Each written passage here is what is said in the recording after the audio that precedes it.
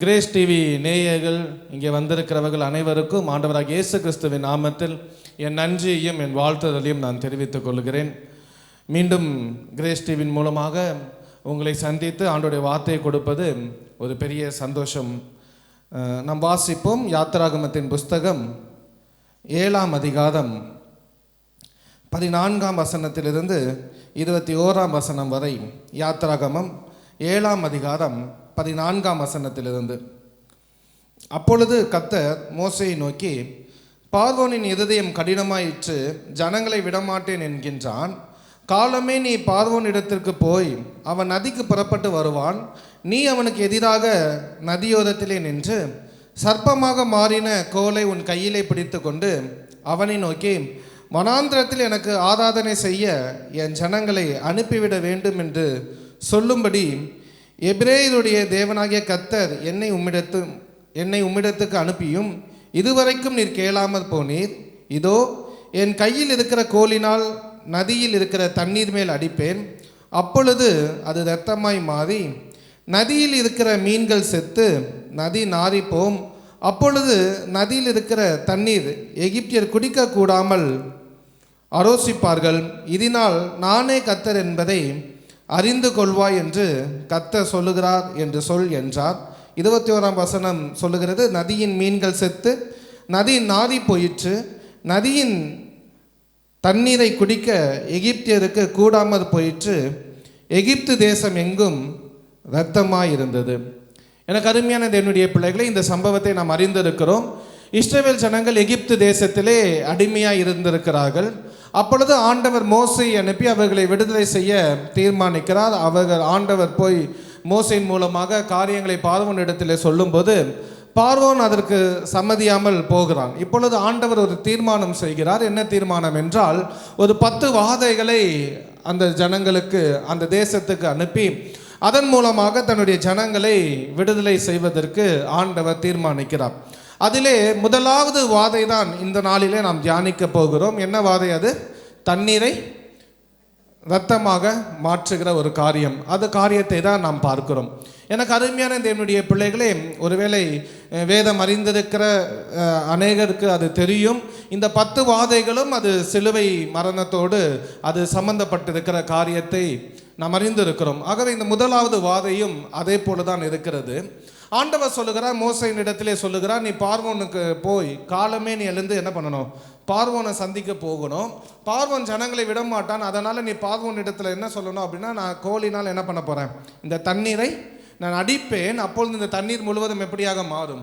இரத்தமாக மாறி போகும் என்று சொல்லி. எனக்கு அருமையான தேவனுடைய பிள்ளைகளே, எப்படி இந்த எகிப்து தேசம் செழுமையாக இருக்கிறது என்றால் அதற்கு காரணம் இந்த நைல் நதி தான். ஏறக்குறைய 1500 கிலோமீட்டர் நீளமாக அந்த எகிப்து தேசம் முழுவதையும் செழுமையாக்கி கொண்டிருக்கிறது அந்த நைல் நதி தான். ஒருவேளை இன்றைக்கு வல்லரசு நாடு என்று சொல்லப்படுகிறது அமெரிக்கா தேசம், இப்படி போன்ற தேசங்கள். ஆனால் அன்றைக்கு எகிப்து தேசம்தான் மிகவும் வல்லரசாக இருந்தது. அதற்கு காரணம் என்னவென்றால் இந்த நைல் நதி தான். அந்த தேசத்தில் எல்லா இடங்களிலும் பாய்ந்து சென்று அந்த தேசத்தை செழுமையாக்க கொண்டிருந்தது. இந்த பார்வோன் என்ன செய்தான் என்றால், இந்த நைல் நதியை நான் தான் உருவாக்கினேன், இந்த நைல் நதி நான் சொல்படி தான் கேட்கும், நான் எனக்காக தான் இந்த நைல் நதியை நான் உருவாக்குகிறேன், என்னுடைய பிரஸ்தாபத்துக்காக தான் உருவாக்கினேன், நான் சொன்னால் தான் இந்த நைல் நதி தேசம் முழுவதும் பாயும் என்று சொல்லி இந்த பார்வோன் ஜனங்களுக்கு ஒரு காரியத்தை சொல்லி வைத்திருந்தான். ஜனங்கள் அதை நம்பி இருந்தார்கள். ஆகவே பார்வோன் ஒவ்வொரு நாள் காலையிலும் என்ன செய்வானாம், அந்த நைல் நதிக்கு கடந்து சென்று அந்த நைல் நதியின் மத்தியிலே தன்னுடைய படுக்கையை போட்டுக்கொண்டு அங்கே இருந்து நைல் நதிக்கு கட்டளையிடுவானாம். என்ன கட்டளையிடுவான்? எகிப்து தேசம் முழுவதும் இந்த நைல் நதி பாயட்டும், பாய்ந்து செல்லட்டும், இதனால் இந்த தேசம் முழுவதும் செழிக்கட்டும் என்று சொல்லி ஒவ்வொரு நாள் காலையிலும் இந்த பார்வோன் கடந்து சென்று அந்த நைல் நதியிலே மத்தியிலே உட்கார்ந்து கொண்டு அதை பேசுவான். ஆகவே தான் இப்பொழுது ஆண்டவர் சொல்லுகிறார், அவன் போகிற அந்த நேரத்திலே என்ன பண்ணும்? நீ அவனுக்கு எதிர்கொண்டு போகணும் என்று சொல்லி. நாம் வாசிப்போம் இந்த சம்பவத்தை. எசேக்கியேல் 29ஆம் அதிகாரத்திலே வேதம் நமக்கு சொல்லுகிறது. வாசிக்கலாம். எசேக்கியேல் 29ஆம் அதிகாரம் 3லிருந்து 6 வரைக்கும் நான் வாசிக்கிறேன். கர்த்தராகிய ஆண்டவர் சொல்லுகிறார், எகிப்தின் ராஜாவாகிய பார்வோனே, நீ உன் நதிகளின் நடுவிலே படுத்துக்கொண்டு என் நதி என்னுடையது, நான் அதை எனக்காக உண்டு பண்ணினேன் என்று சொல்லுகிற பெரிய முதலையே, இதோ நான் உனக்கு விரோதமாய் வந்து உன் வாயிலே துரடுகளை மாட்டி உன் நதிகளின் மச்சங்களை உன் செதில்களில் ஒட்டி கொள்ளும்படி செய்து உன்னை உன் நதிகளின் நடுவிலிருந்து தூக்கி விடுவேன். உன் நதிகளின் மச்சங்கள் எல்லாம் உன் செதில்களில் ஒட்டி கொண்டிருக்கும். உன்னையும் உன் நதிகளின் எல்லா மச்சங்களையும் வனாந்திரத்திலே போட்டு விடுவேன். வெட்ட வெளியிலே விழுவாய், நீ சேர்த்து கொள்ளப்படுவதில்லை. உன்னை பூமியின் மிருகங்களுக்கும் ஆகாய பறவைகளுக்கும் இரையாக கொடுப்பேன். அப்பொழுது எகிப்து தேசத்தின் குடிகள் எல்லாம் நான் கர்த்தர் என்று அறிந்து கொள்வார்கள். அவர்கள் இஸ்ரவேல் வம்சத்துக்கு நாணற்கோலாய் இருந்தார்களே. ஆண்டவர் எசேக்கியேல் தீர்க்கதரிசி மூலமாக இந்த காரியத்தை சொல்கிறார். பார்வோனே, நீ ஒவ்வொரு நாளும் என்ன செய்து கொண்டிருக்கிறாய்? இந்த நதி எனக்கென்று உண்டாக்கி கொண்டிருக்கிறது என்று சொல்லி நீ சொல்லி கொண்டிருக்கிறாய் இல்லை?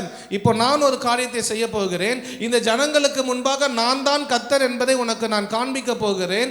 இந்த நைல் நதி முழுவதும் வறண்டு போக போகிறது, அல்லது இரத்தமாக மாறப் போகிறது, மச்சங்கள் எல்லாம் சாக போகிறது.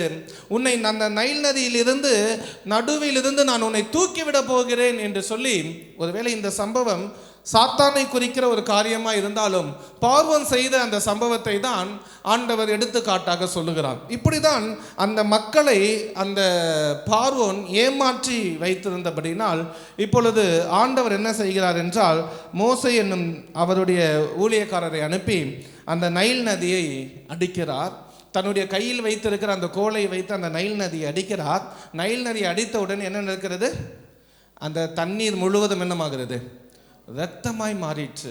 வேதம் சொல்லுகிறது, அந்த 27ஆம் அதிகாரம், யாத்திராகமம் 7ஆம் அதிகாரம் 21ஆம் வசனம் சொல்லுகிறது, எகிப்து தேசம் முழுவதுமே எப்படி ஆயிடுச்சு? இரத்தமாய் மாறிற்று. எகிப்து தேசம் முழுவதும் இரத்தமாய் மாறிற்று.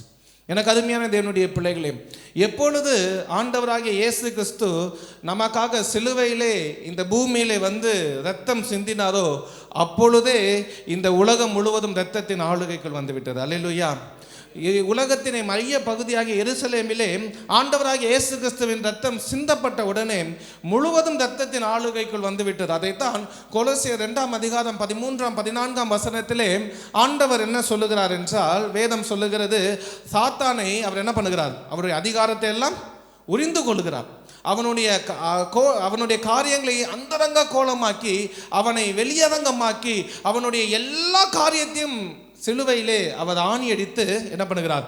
வெற்றி சிறந்தார் என்று சொல்லி வேதம் சொல்லுகிறார். அதுவரைக்கும் இருக்கிற சாத்தானுடைய அதிகாரங்கள், அதுவரைக்கும் அவன் பூமியின் மேல் பண்ண அதிகாரங்கள் எல்லாவற்றையும் ஆண்டவர் உரிந்து கொள்ளுகிறான். ஒரு டிரான்ஸ்லேஷன், லிட்ரல் என்று சொல்லப்படுகிற ஒரு டிரான்ஸ்லேஷன் சொல்லுகிறது, என்ன நடந்ததாம்? ஆண்டவர் சாத்தானுடைய முடியை பிடித்து தரதரதரவென்று இழுத்து கொண்டு வெளியிலே கொண்டு அவரை அப்படி தள்ளிவிட்டார் என்று சொல்லி சொல்லுகிறது. எனக்கு அருமையான தேவனுடைய பிள்ளைகளே, இயேசு கிறிஸ்துவின் ரத்தம் நமக்காக சிந்தப்பட்ட உடனே இந்த முழுவதும் ஆண்டோடைய இரத்தத்தின் ஆளுகைக்குள் வருகிறது. அப்படி என்றால் என்ன அர்த்தம் என்றால், எப்பொழுது அந்த நைல் நதி முழுவதும் இரத்தமாய் மாறிவிட்டதோ அங்கே பார்வோன் இருக்க முடியாதது போல, எப்பொழுது இயேசு கிறிஸ்துவின் ரத்தம் சிந்தப்பட்டதோ அப்பொழுது பிசாசு என்ன பண்ண முடியாது? இருக்க முடியாது. உலகம் முழுவதும் வேதம் சொல்லுகிறபடி எகிப்து தேசம் முழுவதும் அது இரத்தமாய் மாறிற்று என்று வேதம் சொல்லுகிறது. அதே போல இந்த தேசம், இந்த உலகம் முழுவதும் இரத்தத்தின் ஆளுகைக்குள் வந்துவிட்டது. ஆனால் என்ன நடக்க வேண்டும் என்றால், நாம் அதை நமக்கென்று உபயோகப்படுத்தும் பொழுது, நமக்கென்று அதை உரிமையாக்கும் பொழுது, நம்முடைய குடும்பத்திலே அந்த இரத்தத்தின் ஆளுகை வரும் பொழுது, நம்முடைய குடும்பத்துக்கு எனக்காக ஆண்டவர் ரத்தம் சிந்தினார், எனக்காக ஆண்டவர் தம்முடைய உயிரை கொடுத்தார், என்னுடைய காரியத்துக்காகவே ஆண்டவர் ஜீவனை கொடுத்தார் என்று சொல்லி நாம் அதை விசுவாசிக்கும் போது நம்முடைய வாழ்க்கைக்குள் இந்த இரத்தத்தின் ஆளுகை அது கடந்து வரும்போது பிசாசானவனால் ஒரு காரியமும் ஒரு கிரியமும் செய்ய முடியாது. அல்லேலூயா. அதை நாம் உபயோகப்படுத்த வேண்டும். ஆண்டவர் விசுவாசிக்க வேண்டும், எனக்காக தேவனுடைய இரத்தம் சிந்தப்பட்டிருக்கிறது என்று சொல்லி நாம் விசுவாசிக்கும் பொழுது அந்த விசுவாசத்தினால் நம்முடைய வாழ்க்கை அந்த இரத்தத்தின் ஆளுகைக்குள் கடந்து வந்துவிடும். எனக்கு அருமையான தேவனுடைய பிள்ளைகளே, அது மட்டுமல்ல, தொடர்ந்து நீங்கள் அந்த யாத்ராகமம் அந்த 7ஆம் அதிகாரம் 7ஆம் அதிகாரத்தில் நீங்கள் வாசித்து பார்த்தால் அதோடு கூட ஆண்டவர் இன்னொரு காரியத்தையும் செய்வார். நதியில மோசே அடிப்பார். அதற்கு பின்பு 19ஆம் வசனம் சொல்லுகிறது, நீ ஆரோனிடத்தில் உன் கோலை எடுத்துக்கொண்டு எகிப்தின் நீர்நிலைகளாகிய அவர்கள் வாய்க்கால்கள் மேலும் நதிகள் மேலும் குளங்கள் மேலும் தண்ணீர் நிற்கிற எல்லா இடங்கள் மேலும் அவைகள் இரத்தமாகும்படி உன் கையை நீட்டு. அப்பொழுது எகிப்து தேசம் எங்கும் மரப்பாத்திரங்களிலும் கற்பாத்திரங்களிலும் இரத்தம் உண்டாயிருக்கும் என்று சொல்லி என்றார். நைல் நதி என்று சொல்லப்படுகிற அந்த நதியை மோசே அடித்து விட்டார். இப்பொழுது ஆண்டவர் என்ன சொல்லுகிறார் என்றால், அந்த கோலை எடுத்து என்ன செய்ய வேண்டும்? ஆரோனிடத்திலே நீ கொடுக்க வேண்டும். ஆரோன் என்ன பண்ணுவான்? அங்கே தேங்கி இருக்கிற குட்டையாக இருந்தாலும் சரி, எல்லா நீர்நிலைகளாக இருந்தாலும் சரி, எல்லாவற்றின் மீதும் அவன் என்ன பண்ணுவான்? போய் அதை அடிக்கும் பொழுது ஆண்டவர் சொல்லுவார், எகிப்து தேசத்தில் இருக்கிற மரப்பாத்திரங்கள் மேலும் கற்பாத்திரங்கள் மேலும் இரத்தம் உண்டாயிருக்கும். எனக்கு அருமையான தேவனுடைய பிள்ளைகளை, கோலை எடுத்து ஆண்டவர் அடி என்று சொல்லுகிறார். வேதத்தின்படி ஒரு சில காரியங்கள் ஒரு சில காரியத்தை குறிக்கும். கோல் என்பது வார்த்தையை குறிக்கும். வார்த்தையை எடுத்து ஆண்டவர் உபயோகப்படுத்த சொல்லுகிறார். ஆண்டவருடைய வார்த்தையை உபயோகப்படுத்த இந்த இரத்தத்தின் ஆளுகை நம்முடைய வாழ்க்கைக்குள் கடந்து வரும். தேவனுடைய வார்த்தையை நாம் பேச வேண்டும். தேவனுடைய வார்த்தையை நாம் அறிக்கை செய்ய வேண்டும். தேவனுடைய வார்த்தை சூழ்நிலைக்காக நாம் விசுவாசித்து அதை பேசும் பொழுது அந்த வார்த்தை நம்முடைய வாழ்க்கையிலே கிரியை செய்ய ஆரம்பிக்கும். ஒருவேளை இந்த இடத்திலே பார்க்கும் பொழுது மரப்பாத்திரங்களின் மேலும் கற்பாத்திரங்கள் மேலும் இரத்தம் உண்டாயிருக்கும் என்று சொல்லி ஆண்டவர் சொல்ல, அது எதை குறிக்கும் என்றால், ஒருவேளை வேதத்திலே மரம் கல் என்ற வார்த்தை எங்கெல்லாம் சேர்ந்து வருகிறதோ அது எதை குறிக்கும் என்றால் விக்கிரகத்தை குறிக்கும். ஒரு சில வசனங்களை வாசிக்கலாம். 2 ராஜாக்களின் புஸ்தகம் 19ஆம் அதிகாரம், 2 ராஜாக்களின் புஸ்தகம் 19ஆம் அதிகாரம் 18ஆம் வசனம் வேதம் சொல்லுகிறது, அவர்களுடைய தேவர்களை நெருப்பிலை போட்டுவிட்டது மெய்தான், அவைகள் தேவர்கள் அல்லவே, மனுஷர் கைவேலையான மரமும் கல்லுமாமே. அப்போ மரமும் கல்லும் இங்கே எதை குறிக்கிறது? விக்கிரகத்தை குறிக்கிறது, அந்நிய தெய்வங்களை குறிக்கிறது. இன்னும் வேதம் சொல்லுகிறது, வாசிப்போம். உபாகமத்தின் புஸ்தகம் 28ஆம் அதிகாரம் 28ஆம் அதிகாரம் 36ஆம் வசனம். உபாகமத்தின் புஸ்தகம் 28ஆம் அதிகாரம் 36ஆம் வசனம். கர்த்தர் உன்னையும் உனக்காக நீ ஏற்படுத்தி கொண்ட ராஜாவையும் நீயும் உன் பிதாக்கள் அறியாத ஜாதிகளுக்கு போக பண்ணுவார். அங்கே நீ மரமும் கல்லுமான அந்நிய தேவர்களை சேவிப்பாய் என்று சொல்லி வேதம் சொல்கிறார். அப்படியே 64ஆம் வசனத்தை வாசிப்போம் என்றால், கர்த்தர் உன்னை பூமியின் ஒரு முனை தொடங்கி பூமியின் மறுமுனை மட்டும் இருக்கிற எல்லா ஜனங்களுக்கும் சிதறடிப்பார். அங்கே நீயும் என் பிதாக்களும் அறியாத மரமும் கல்லுமான அந்நிய தேவர்களை சேவிப்பாய். அப்போ அந்நிய தேவர்கள், அதை தான் வேதம் என்ன சொல்லுகிறது என்றால் மரமும் கல்லும். எங்கெல்லாம் மரமும் கல்லும் அப்படி அந்த வார்த்தை இணைந்து வருகிறதோ அதை எங்கே குறிக்கிறது? அதை எதை குறிக்கிறது? விக்கிரக காரியங்களை குறிக்கிறது. இன்னும் ஒரு வசனத்தை நான் வாசித்து தெளிவுபடுத்த விரும்புகிறேன். எசேக்கியேல் தீர்க்கதரிசன புஸ்தகம் 20ஆம் அதிகாரம் 32ஆம் வசனத்தை நான் உங்களுக்காக வாசிக்கிறேன். எசேக்கியேல் தீர்க்கதரிசன புஸ்தகம் 20ஆம் அதிகாரம் 32ஆம் வசனம். மரத்துக்கும் கல்லுக்கும் ஆராதனை செய்து போதும். ஸோ அப்போ எதை குறிக்கிறது இந்த இடத்துல? அந்நிய தேவர்களை குறிக்குது, விக்கிரகங்களை குறிக்குது. இப்பொழுது ஆண்டவர் என்ன சொல்லுகிறார்? மோசையின் இடத்துல போய் கோலை நீட்டி அடிக்கும் பொழுது மரமும் கல்லுமான எல்லாவற்றின் மேலும் நான் என்ன பண்ணுவேன்? இரத்தத்தை நான் உண்டாக்குவேன். அப்படி என்றால் எங்கெங்கெல்லாம் விக்கிரகத்தின் வல்லமைகள் இருக்கிறதோ அங்கெல்லாம் ஆண்டவர் தம்முடைய இரத்தத்தை என்ன பண்ண போகிறார்? ஊற்றப் போகிறார். எங்கெல்லாம் ஒருவேளை நம்ம யோசிக்கலாம், இந்த தேசம் முழுவதும் ஒருவேளை விக்கிரகத்தின் காரியங்களினால் நிறைந்திருக்கிறது, எங்கே பார்த்தாலும் அந்நிய தேவர்களை மக்கள் சேவித்து கொண்டிருக்கிறார்களே என்று சொல்லி. ஆனால் நாம் வசனத்தை உபயோகப்படுத்த ஆண்டவருடைய வார்த்தையை சொல்ல ஆண்டவருடைய வாக்குத்தத்தங்களை நாம் அறிக்கையிட அதை விசுவாசித்து நாம் பேச என்ன நடக்கிறது என்றால், இந்த விக்கிரகங்கள் எல்லாவற்றின் மீதும் ஆண்டவருடைய இரத்தம் தெளிக்கப்படும். அப்பொழுது என்ன நடக்கும் என்றால் பிசாசு ஓடி போகும். அல்லேலூயா. உண்மையான ஒரு காரியம் என்னவென்றால் நாம் வார்த்தையை உபயோகப்படுத்த வேண்டும். ஆண்டவர் வேதத்திலே அநேக வாக்குத்தத்தங்களை கொடுத்திருக்கிறார். நம்முடைய குடும்பத்தை குறித்து அநேக வாக்குத்தத்தங்களை கொடுத்திருக்கிறார். நம்முடைய தொழிலை குறித்து அநேக வாக்குத்தத்தங்களை கொடுத்திருக்கிறார். நம்முடைய சபையை குறித்து வாக்குத்தத்தங்களை கொடுத்திருக்கிறார். நம்முடைய ஊழியங்களை குறித்து ஆண்டவர் வாக்குத்தத்தங்களை கொடுத்திருக்கிறார். இப்படிப்பட்ட காரியங்களை நாம் எடுத்துக்கொண்டு, ஒருவேளை என்ன பிரச்சனை, சில நேரங்களிலே சில வீடுகளிலே எல்லாமே சரியாய் நடந்து கொண்டே இருக்கும், ஆனால் ஏதோ ஒரு இடத்துல என்ன இருக்கும்? ஒரு பிரச்சனை, பிரச்சனை, ஒரு திருமண காரியம் நடக்காமல் இருக்கும், இல்லை ஒரு குழந்தை பாக்கியம் நடக்காமல் இருக்கும், இல்லை ஏதோ ஒரு ஒரு குறிப்பிட்ட விஷயத்திலே மாற்றம் அந்த பிரச்சனை போகாமல் இருக்கும். அப்போ அந்த நேரங்கள் நம்ம என்ன பண்ணணும் அப்படின்னா, ஆண்டவருடைய வார்த்தை ஏதோ கடமைக்காக அல்ல, நம்ம என்ன செய்யணும், ஆண்டவருடைய வார்த்தையை உணர்ந்து, ஆண்டவர் அதுக்காக தான் மோசேயின் இடத்துல என்ன சொல்லுவார், நீ காலமே எழுந்து யாரை சந்திக்க போகணும், பார்வோனை சந்திக்க போகணும். அப்படின்னா என்ன அர்த்தம்? நிறைய நேரங்களில் நிறைய பேர் கேட்குற ஒரு கேள்வி, கண்டிப்பாக காலையிலேருந்து ஜெபம் பண்ணணுமா, கொஞ்சம் லேட்டாக கூட ஜெபம் பண்ணலாமே, எப்போ வேணாலும் ஜெபம் பண்ணலாமே. கரெக்ட், எப்போ வேணாலும் ஜெபம் பண்ணலாம், எப்படி வேணாலும் நம்ம ஜெபம் பண்ணலாம். ஆனாலும் ஆண்டவர் காலமே எழுந்து பார்வோனை நீ சந்திக்க போக வேண்டும் என்று சொல்வதன் அர்த்தம் என்ன? அதிகாலமே நாம் எழுந்து என்ன பண்ணணும், ஆண்டவரை தேட வேண்டும். ஏனென்றால் அவன் காலமே யாரு, எதிரியான பிசாசானவன் என்ன செய்கிறான் என்றால், காலமே எழுந்து நமக்கு விரோதமான காரியங்களை அவன் என்ன செய்கிறான், இவனை எப்படி அட்டாக் பண்ணலாம், இவனை எப்படி நம்ம என்ன பண்ணலாம், தீர்த்து கட்டலாம், இவனுடைய காரியங்களை எப்படி நாம் முடக்கி விடலாம், இவனுடைய ஆசீர்வாதத்தை எப்படி தடுத்து விடலாம் என்று சொல்லி அவன் காலையிலேயே திட்டம் தீட்ட ஆரம்பித்து விடுகிறான். நாம் அதிகாலமே எழுந்து அவன் திட்டத்தின் எல்லாவற்றின் மேலும் இரத்தத்தை ஆளுகைக்குள் நாம் கொண்டு வரும்போது அவனுடைய திட்டங்கள் எல்லாம் ஒன்றும் இல்லாமல் போகும். கர்த்தர் நமக்கு ஜெயத்தை கொண்டு வருவார். அல்லேலூயா, அல்லேலூயா. காரணம், இந்த இரத்தத்திற்குள் பிசாசானவன் நுழையவே முடியாது.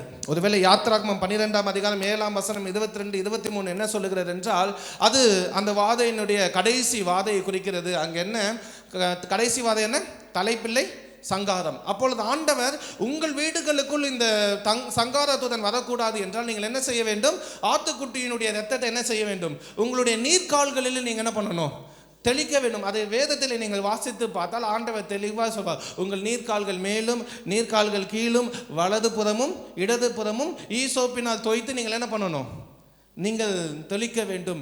யோசிச்சு பாருங்க, மேலே கீழே வலது இடது, அது எப்படி வருது, சிலுவையை போல வருது.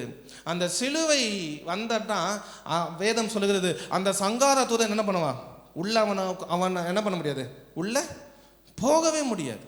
சங்கார தூதன் உள்ள நுழையவே முடியாது. ஆகவே தான் வேதம் சொல்லுகிறது, 121ஆம் சங்கீதத்தில் ஆண்டவர் சொல்லுவார், ஆண்டவர் இஸ்ரவேலை காக்கிறவர் உறங்குவதும் இல்லை தூங்குறதும் இல்லை. உறங்குகிறதுனா என்ன, தூங்குறதுனா என்ன? நம்ம நிறைய நேரங்களை யோசிப்போம், ரெண்டும் ஒன்றுன்னு சில பேர் நினைப்பாங்க, இல்லை 2 பேர் வேறன்னு கூட சொல்லுவாங்க. தூங்குறதுன்னா நம்ம படுத்து நல்லா தூங்குறோம்ல, அதுதான் தூங்குறது. ஆனால் உறங்குகிறது அப்படின்னா என்ன அர்த்தம்னா, ஒருவேளை இப்போ ஒரு செக்யூரிட்டி வேலை ஒருத்தர் பார்த்துட்டு இருக்காரு, ஏடிஎம் ஆஃபீஸில் உட்காந்து பார்த்துட்டு இருக்காரு, யாருமே வரவே இல்லை, ஆட்களே வரவே இல்லை, உட்காந்துட்டே இருந்தேன்னா என்ன ஆகிடும், ஒரு சின்ன அசதியாகிடும். அப்படியே பார்த்துட்டே இருக்கும்போது கண் என்ன ஆகும், ஒரு நிமிஷம் இப்படி தட்டி அப்படி முழிக்கும். சில நேரங்களில் ஆண்டோடைய செய்தியை கொடுக்கும்போது கூட அப்படிலாம் நடக்கும்ல, பார்த்துட்டே தான் இருப்போம், ஆனால் அப்படி டக்குன்னு அப்படி கண்ணை தட்டு, அது பேர் தான் என்னது, உறங்குறது. ஆண்டவர் சொல்கிறார், நான் ஒரு நிமிஷம் கூட அந்த மாதிரி என்ன பண்ண மாட்டேன், என் கண்ணு ஒரு நிமிஷம் கூட மூடாது, உன்னை காத்து கொண்டு தேவனாக இருப்பேன்னு சொல்லி ஆண்டோடைய வார்த்தை சொல்லுகிறது. இந்த வார்த்தை எடுத்து நாம் உபயோகப்படுத்தும் போது இந்த பிசாசானவன் நம்முடைய வாழ்க்கையில் என்ன பண்ண முடியாது, உள்ளே நுழையவே முடியாது. இந்த இரத்தம் என்ன செய்கிறதாம், எபிரேயர் புஸ்தகம் 12ஆம் அதிகாரம் 24ஆம் வசனத்திலே ஒரு அருமையான காரியம் நமக்கு கொடுக்கப்பட்டிருக்கிறது. எபிரேயருக்கு எழுதின நிருபம் 12ஆம் அதிகாரம் 24ஆம் வசனம், புது உடன்படிக்கையின் மத்தியஸ்தராகிய இயேசு கிறிஸ்துவின் இடத்திற்கும் ஆபேலுடைய இரத்தம் பேசினதை பார்க்கிலும் நன்மையானவைகளை பேசுகிற இரத்தமாகிய தெளிக்கப்படும் இரத்தத்திற்கும் வந்து சேர்ந்தீர்கள். அப்போ இயேசு கிறிஸ்துவின் இரத்தம் என்ன பண்ணுதான், நமக்காக நன்மையானவைகளை பேசி கொண்டிருக்கிறது. இரத்தம் பேசும். ஆமென்.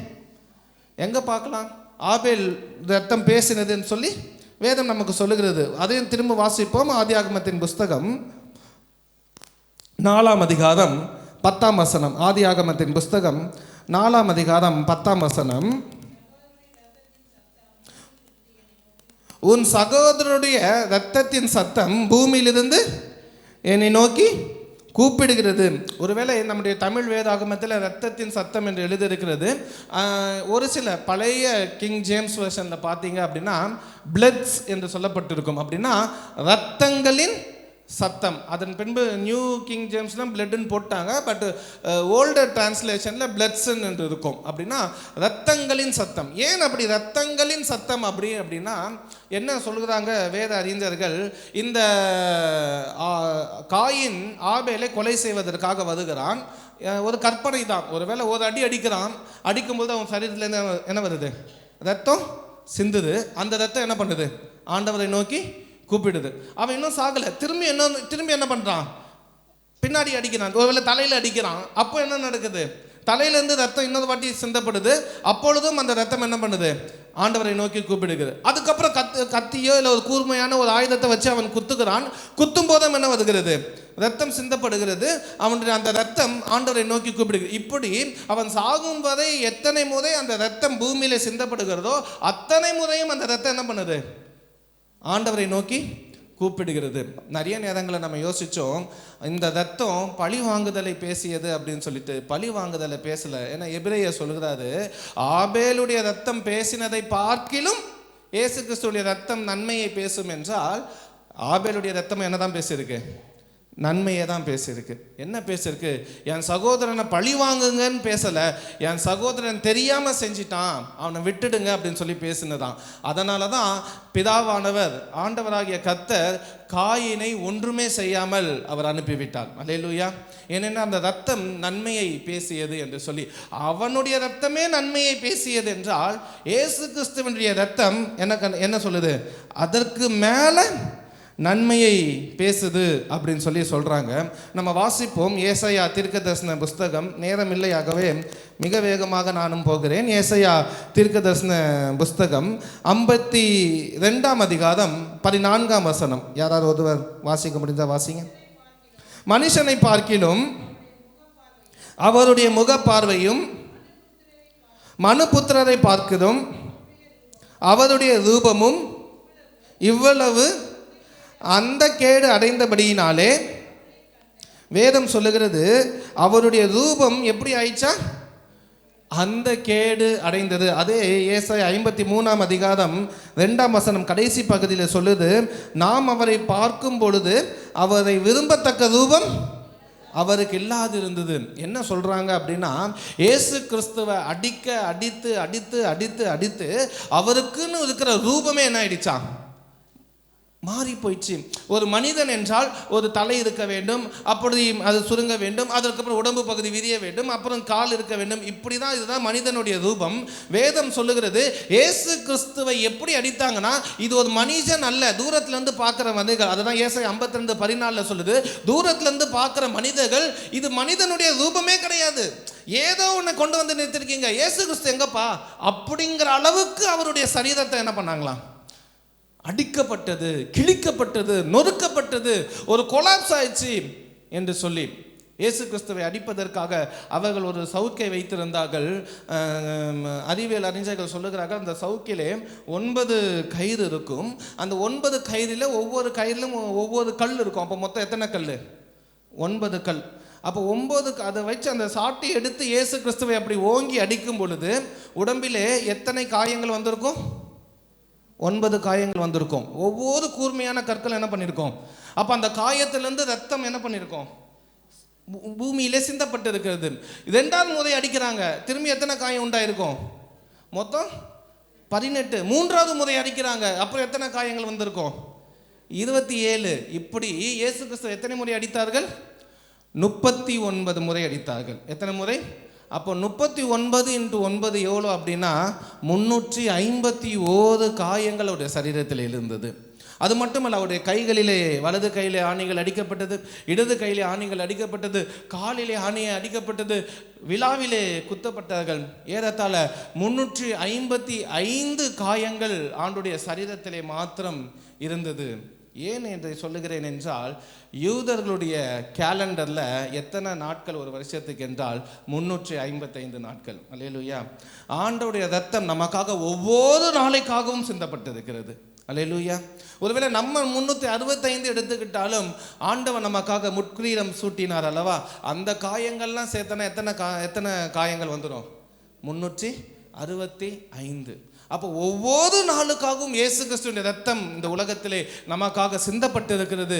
எதற்கு சிந்தப்பட்டிருக்கிறது என்றால், அந்த இரத்தத்தின் ஆளுகை நம்முடைய வாழ்க்கைக்கு வரும் பொழுது, அந்த இரத்தம் நமக்கு நன்மையானவைகளை பேசும்பொழுது, அந்த இரத்தம் நமக்கு ஆசீர்வாதத்தை கொண்டு வரும். அந்த இரத்தம், அந்த வார்த்தை, அந்த ஆண்டவராகிய இயேசு கிறிஸ்துவின் ரத்தம், வேதம் சொல்லுகிற நீங்கள் ரத்தத்தை நீங்கள் தியானிக்கும் பொழுது இயேசு கிறிஸ்துவின் ரத்தம் நமக்கு பாதுகாப்பை கொடுக்கிறது. இயேசு கிறிஸ்துவின் ரத்தம் நமக்கு நன்மையானவைகளை பேசுகிறது. இயேசு கிறிஸ்துவின் ரத்தம் நம்முடைய சகல பாவங்களையும் நீக்கி நம்மை சுத்திகரிக்கிறது. சங்கீதம் 103 சங்கீதம் என்ன சொல்கிறது? அவர் உன் அக்கிரமங்களை எல்லாம் மன்னித்து, பாவங்கள் எல்லாம் மன்னித்த பிறகு என்ன நடக்குது? உன் நோய்கள் எல்லாம் என்னவாகுமாம்?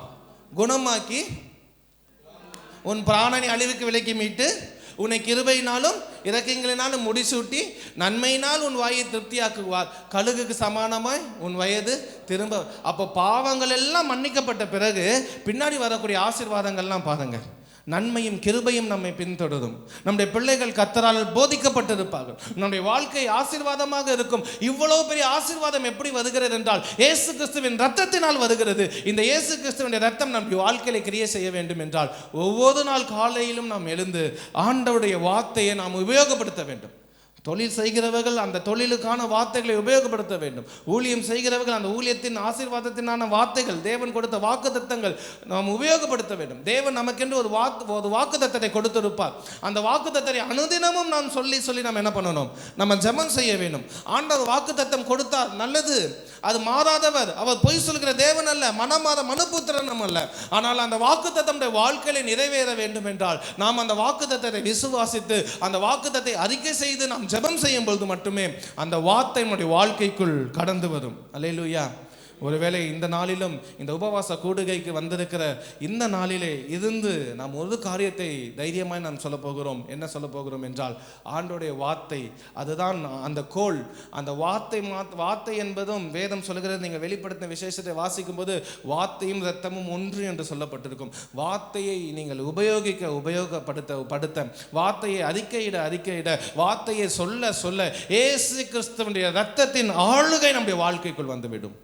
அதன் பின்பு நாம் எதிர்பார்த்த நன்மைகளையும் ஆசீர்வாதங்களையும் கிருபைகளையும் ஆண்டவர் நமக்கு கொடுப்பார். நாம் யாவரும் கண்களை மூடுவோமா? நாம் தேவனை நோக்கி நாம் பார்ப்போம். ஆண்டவரே, இதோ இந்த விசுவாச ஆண்டவரே கூடுகைக்குள், உபவாச கூடுகைக்குள் விசுவாசத்தோடு நாங்கள் வந்திருக்கிறோம். ஆண்டவரே, எங்களுக்கு நன்மையை பேசும்படியான உங்களுடைய ரத்தம் இப்பொழுது எழுந்திருக்கிறபடியால் உமக்கு நன்றி செலுத்துகிறோம். எங்களுக்காக நன்மைகளை யாருமே பேசவில்லை தகப்பனே. எங்களுக்காக நன்மைகளை பேசுகிறவர்கள், எங்களிடத்திலிருந்து நன்மைகளை பெற்றுக்கொண்டவர்கள் இன்றைக்கு எங்களுக்கு விரோதமாக பேசுகிற காரியங்கள், அப்படிதான் உலகம் இருக்கிறதை நாங்கள் அறிந்து கொண்டிருக்கிறோம். ஆனால் எங்களுக்காக எந்நேரமும் நன்மைகளை பேசுகின்ற இயேசு கிறிஸ்துவின் ரத்தம் உமக்கு நாங்கள் ஸ்தோத்திரம் செலுத்துகிறோம் ஆண்டவரே. உமக்கு நாங்கள் ஸ்தோத்திரம் செலுத்துகிறோம் ஆண்டவரே. ஆண்டவரே, 24 மணி நேரமும் உம்முடைய ரத்தம் எங்களுக்காக நன்மையானவைகளை பேசிக்கொண்டு இருக்கிறபடினால் நமக்கு நன்றி. அந்த ரத்தம் எங்களுடைய எல்லா பாவங்களையும் நீக்கி எங்களை சுத்திகரிக்கிறது மாத்திரமல்ல, ஆண்டவரே, எங்களை பிராணனை அழிவுக்கு விலக்கி மீட்கிறது மாத்திரமல்ல, எங்களுக்கு எல்லா நோய்களையும் குணமாக்குகிறது மாத்திரமல்ல, எங்கள் வாழ்க்கைக்கு தேவையான கிருபையும் நன்மையும் அன்றாடமும் ஒவ்வொரு நாளும் ஒவ்வொரு நேரமும் அது எங்களுக்கு கொடுத்து கொண்டிருக்கிறபடினால் நமக்கு நன்றி செலுத்துகிறோம் ஆண்டவரே. ஆண்டவரே, இன்றைக்கு ஆண்டவரின் இரத்தத்தின் ஆளுகைக்குள் நாங்கள் வர விரும்புகிறோம் சுவாமி. ஆண்டவரின் இரத்தத்தின் ஆளுகைக்குள் ஆண்டவரே எங்களை நாங்கள் ஒப்பு கொடுக்கின்றோம் தகப்பனே. பிசாசானவன் எந்த விதத்திலும் நுழையாதபடி, எங்கள் வாழ்க்கையிலே நுழையாதபடி, எங்கள் தொழிலிலே நுழையாதபடி, எங்களுடைய ஊழியத்திலே நுழையாதபடி, எங்களுடைய குடும்பத்திலே நுழையாதபடி, ஆண்டவரே எங்களுடைய சபையிலே நுழையாதபடி, ஆண்டவரே எங்களுடைய தேசத்திலே நுழையாதபடி, ஆண்டவரே நாங்கள் இரத்தத்தின் ஆளுகைக்குள் எங்களை நாங்கள் ஒப்பு கொடுக்கின்றோம் சுவாமி. இந்த இரத்தத்தின் ஆளுகைக்குள் நாங்கள் எங்களை ஒப்பு கொடுக்கின்றோம் ஆண்டவரே. ஆண்டவரே, எங்களை பாதுகாத்துக் கொள்ளும் அப்பா.